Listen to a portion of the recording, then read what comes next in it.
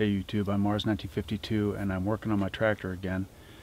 A while back I got this returned by the Madison County Sheriffs. It had been stolen, and I put it together, did some work on it, and got a whopping 15 hours of work out of it before something else broke. And what happened is the forward and reverse lever locked up. I tore into it without thinking about filming it. Got it torn apart and realized, well, I probably should make a little video of this. But taking it apart was pretty straightforward. All the body panels and stuff just come off with a few screws, mostly number 3 Phillips screws up here. There's one nut right here, and then this is held on by a couple nuts and bolts. But anyway, you can figure that out easy enough. The shift lever itself mounted up in here, and they're held in by 2 bolts. These are 13 millimeter, I think. Yeah, 13 millimeter. The bolts go through. Unfortunately, the nuts are not captured, so you've got to use a wrench on both sides.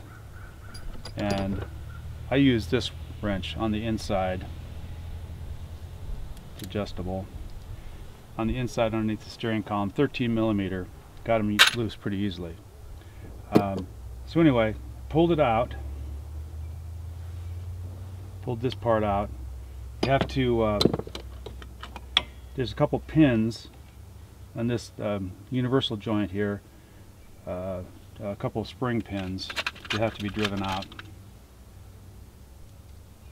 And so I tried to figure out what's wrong with it. Turns out this was seized. Neither of these universal joints would hardly work at all.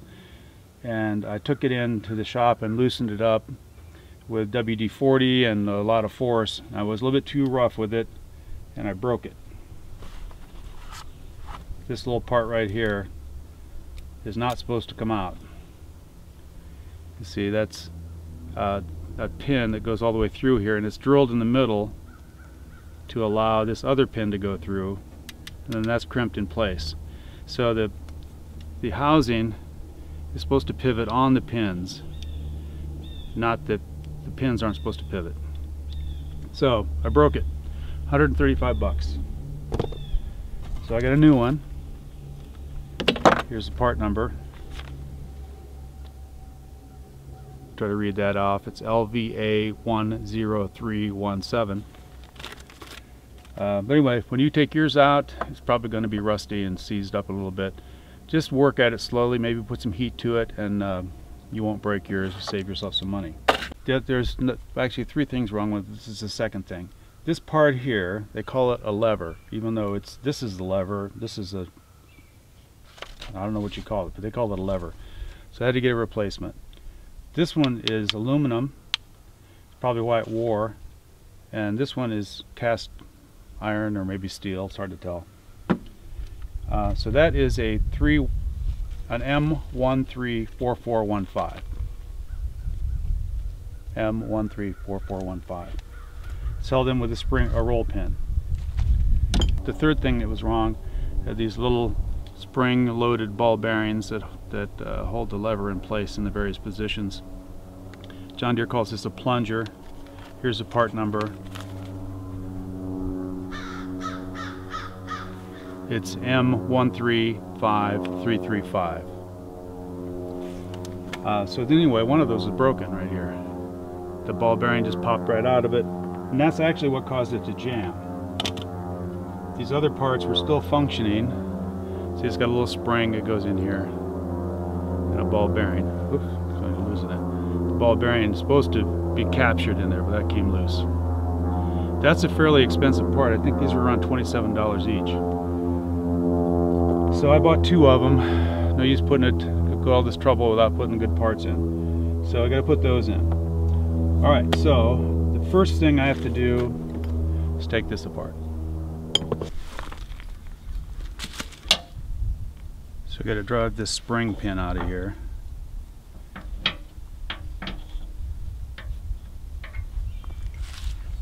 Actually, it'd be a lot easier if chucked up in a vise, but there's no vise out here.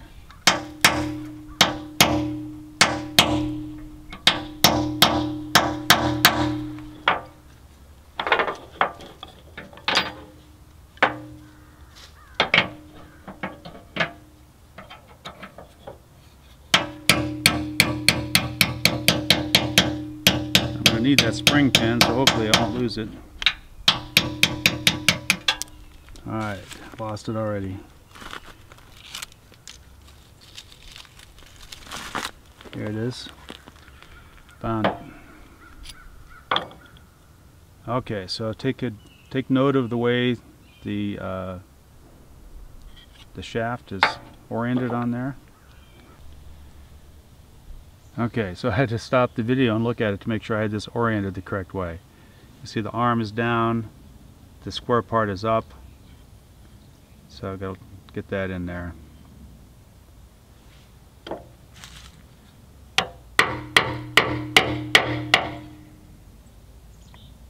Make sure we got the hole in the right place.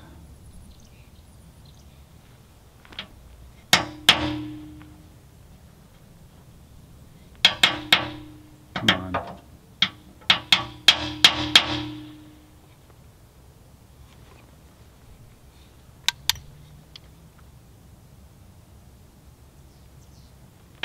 Doesn't want to stay lined up with the hole.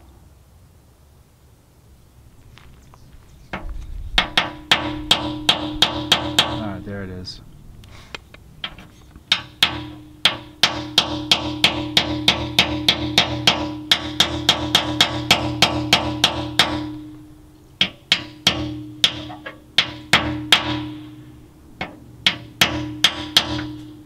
Alright, so it's split, even distance.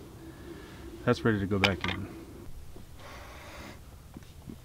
Alright, now I'm going to put this back together. Now I cleaned the shaft and these bushings with WD-40.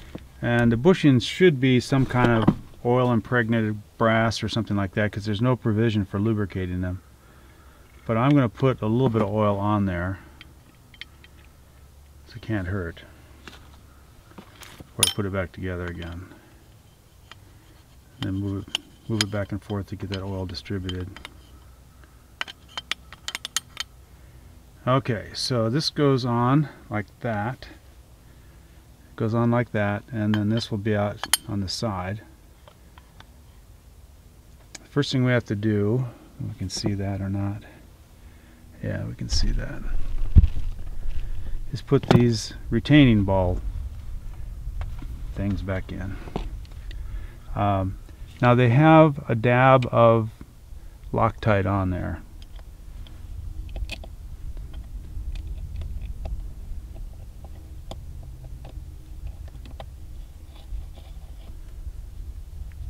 And this one gets a nut on it. I'll have to take that off of the old one to help retain it. Even though these have a dab of Loctite on them, I'm not satisfied with that. I'm going to put a little bit more Loctite on here because this one doesn't have any kind of locking nut on it.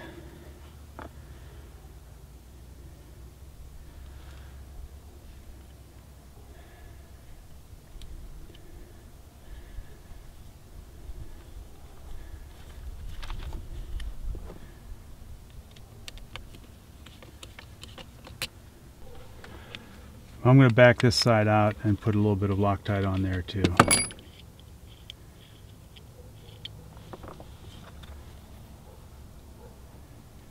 Put it on all the threads.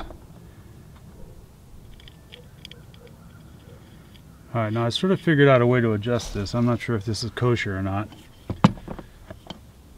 Since the shaft is not pinned in there, I can raise it up a little bit and turn it until these little grooves are not lined up anymore. Then I've turned this ball retainer in there until the ball is mostly compressed. You can tell that it's still compressing. Back out just a little bit. That way you're getting the most spring action out of there. At least that's what I think. Alright, so let's put this on. Put the jam nut on there. Oops, see, now it's going to turn. So you've got to hold the screw to keep it from turning when you tighten down this jam nut.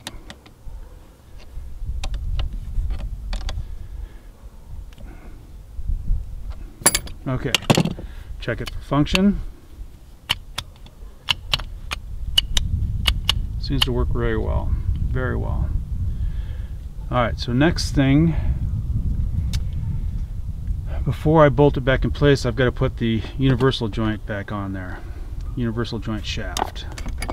This gizmo.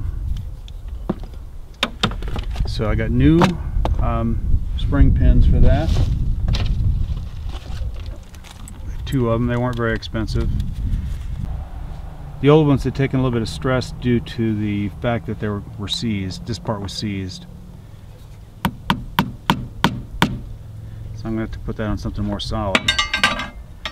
Down here, I guess. Get it started. Not too much. And I might as well start the upper one too.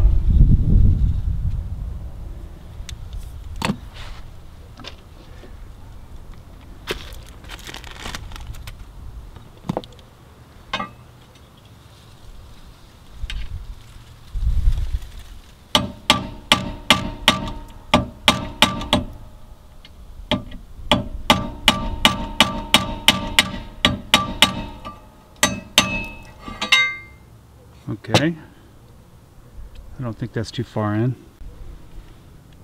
So come down through here, goes on this lower one.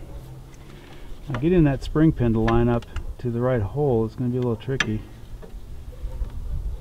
It's in the way.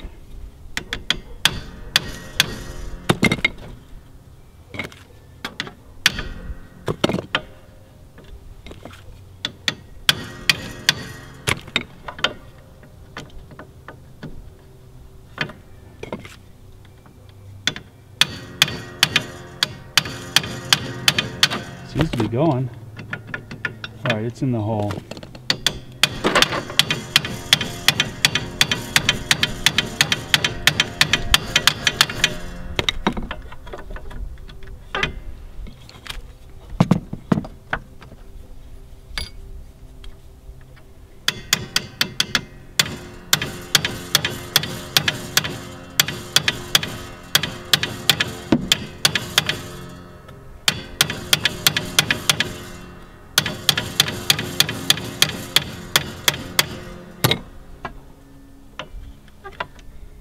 Alright, so it's protruding out the back.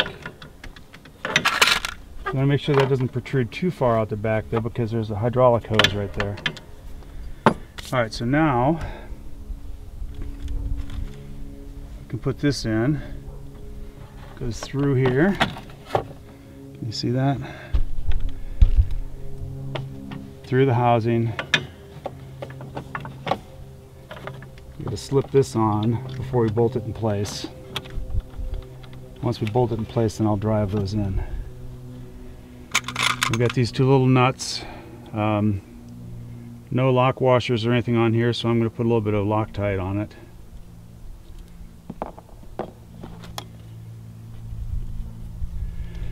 Should have done that before I put this, before I held this in place. Okay, so bolt. Alright, so the bolts are going to be the most pain in the ass, I guess.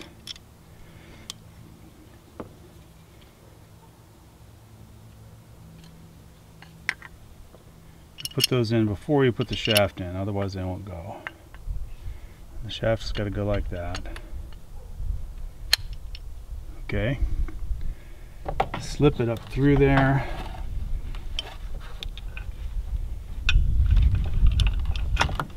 Line it up, put the nuts on.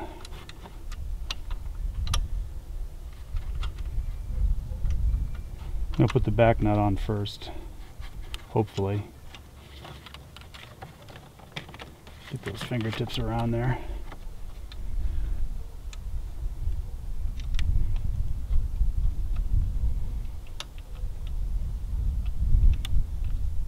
Come on.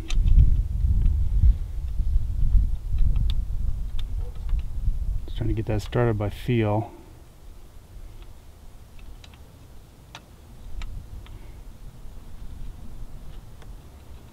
Alright, I think that's on. Ouch.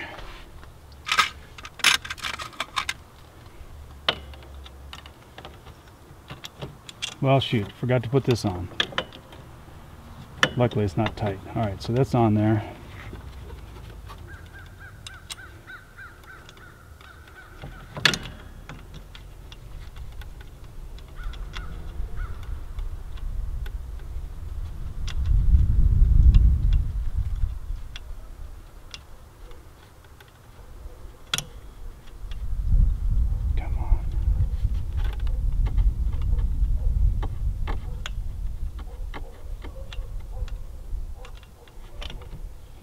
I'm going to have to go around to the other side where I can reach that. Maybe I can reach it.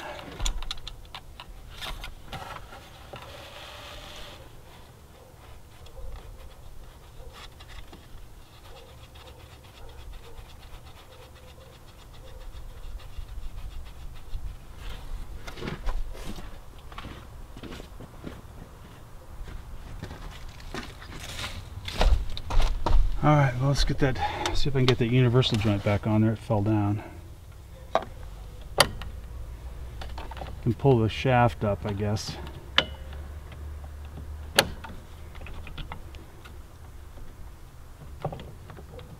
See where the hole is.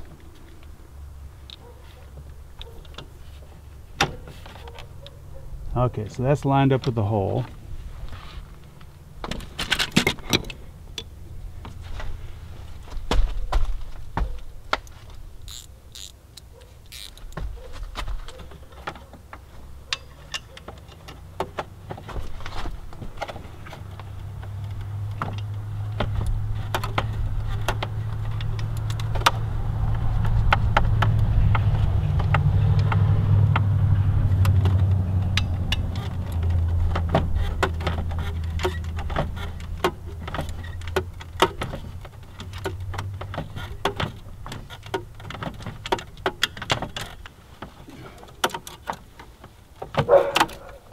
Alright, back one snug.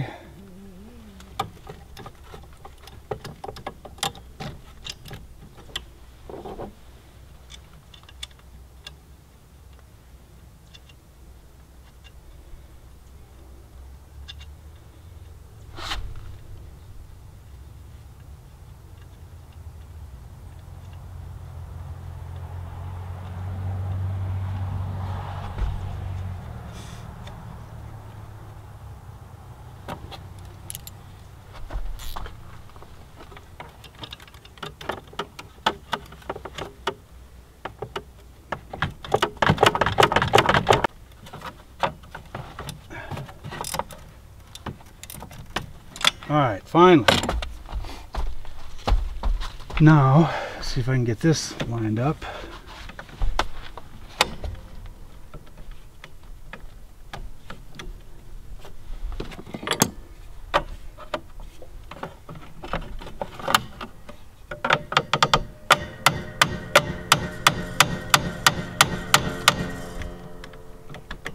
Feels like it might be in the right spot.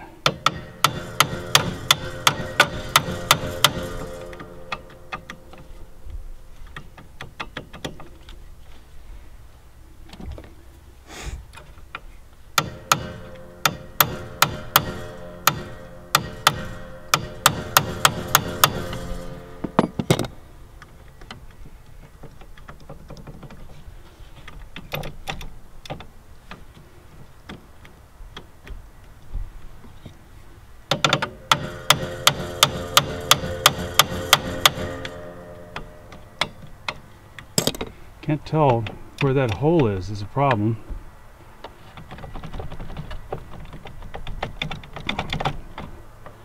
Pull it up. It's like it's got to go.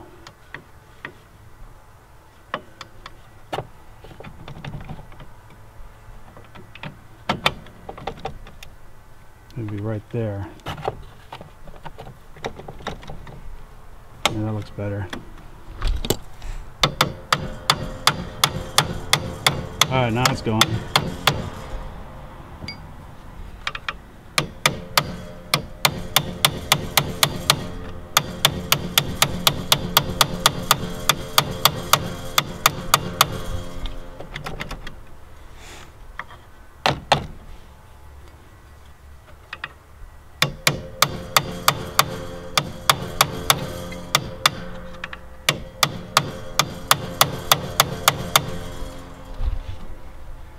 starting to come out the back.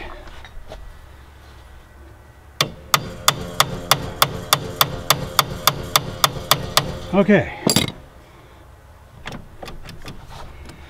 it's almost time to test it. Put the clutch down.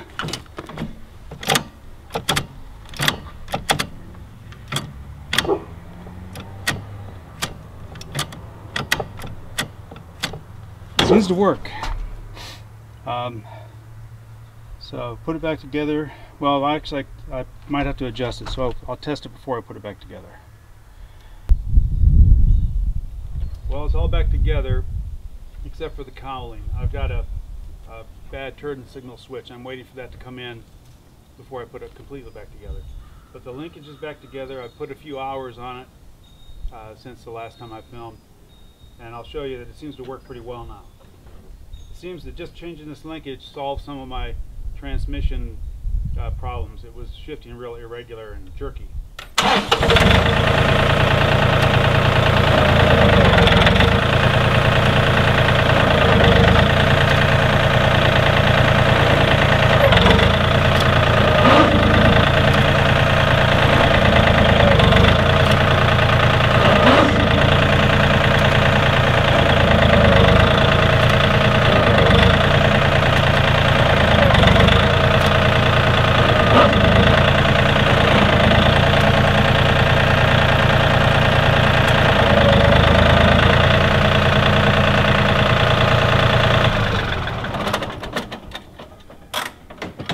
Well, it seems to work pretty well. The clutch is not hanging up anymore.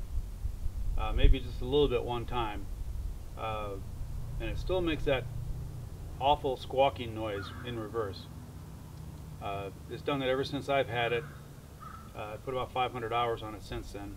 Well, not me, all of it, but the thief and myself, whoever had it when it was stolen, put up about 500 hours on it. And what was I going to say? So anyway, it made that noise. It made that squawky noise when I got the thing. I took it into the John Deere dealer, and they tore apart the transmission, redid everything, changed all the clutches, put in the updated PTO safety setup. $2,500 later, I got it back. It still squawked when I went into reverse. I talked to them about it, and they claimed, well, all of them do that. Now, I don't know if that's true. If you have a John Deere 4300 that squawks, let me know. Doesn't seem to hurt the running of it any. It just makes a very embarrassing noise. That's all for right now.